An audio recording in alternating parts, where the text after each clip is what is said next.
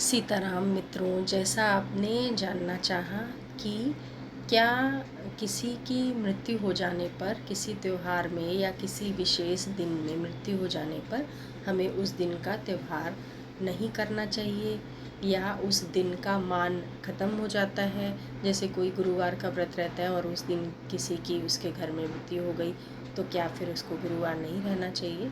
ऐसा उन्होंने प्रश्न पूछा है कि ये कहाँ तक शास्त्र सम्मत है। तो आपने सवाल बड़ा अच्छा पूछा है। आपको इसका उत्तर मैं देती हूँ कि ये मात्र एक लोकाचार है। ये किसी भी पुस्तक में, किसी भी पुराण में, वेद में, ग्रंथ में, किसी अन्य इस तरीके की पुस्तकों में इसका कहीं ऐसा वर्णन नहीं है कि यदि उसी दिन किसकी मृत्यु हो जाए, आपके घर में त्यौहार है तो फिर उस त्यौहार को कभी करते ही नहीं हैं। क्या आप खाना पीना छोड़ देते हैं? क्या आप कपड़े पहनना छोड़ देते हैं? उस दिन आपने बहुत सारे काम किए होंगे ना, तो ईश्वर के साथ ही ऐसा अन्याय क्यों? हम ईश्वर के काम को ही भूल जाएं और बाकी चीज़ें हम कर रहे हैं, हम खा रहे हैं, हम पी रहे हैं। आपने हो सकता है उस दिन गुलाब जामुन खाया होगा, तो क्या गुलाब जामुन खाना फिर आप छोड़ देंगे? फिर आप नहीं खाएंगे कभी? अपना थोड़ा सा दिमाग लगा कर सोचिए। ये जो भी चीज़ें बनी हैं, ये जो भी चीज़ें बनी हैं संभवतः ये उस समय इसलिए बनाई गई होंगी क्योंकि आदमी दुखी होता है। तो दुखी होता है तो जाहिर सी बात है कि वो त्यौहार की खुशी नहीं कर पाएगा, खुशी नहीं मना पाएगा। तो ऐसा कर दिया कि चलो साल भर तक त्यौहार नहीं मनाएंगे। अब त्योहारों में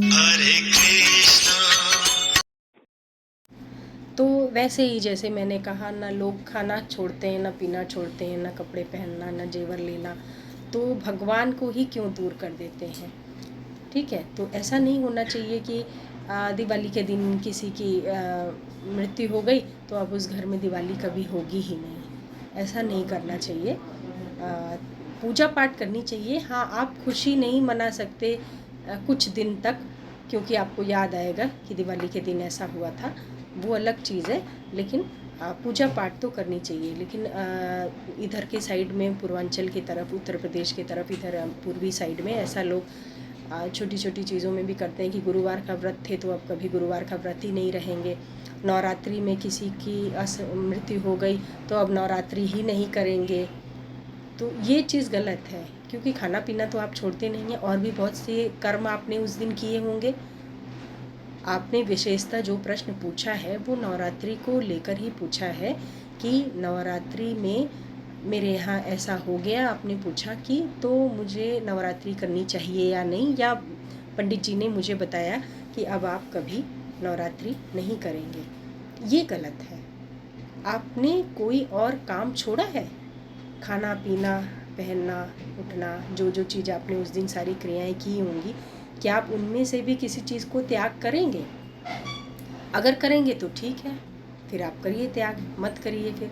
मेरे हिसाब से ये मेरा अपना पर्सनल कहना है, अपना व्यक्तिगत मत है हमारा। लेकिन ये कहीं ऐसे प्रमाण भी नहीं मिलता है कि कहीं ऐसे लिखा हुआ हो कि हाँ, अगर आपके दिन घर ऐसा हो गया है तो फिर आप वो काम करेंगे ही नहीं, आप वो त्यौहार नहीं करेंगे, वो व्रत नहीं करेंगे, वो पूजा नहीं करेंगे।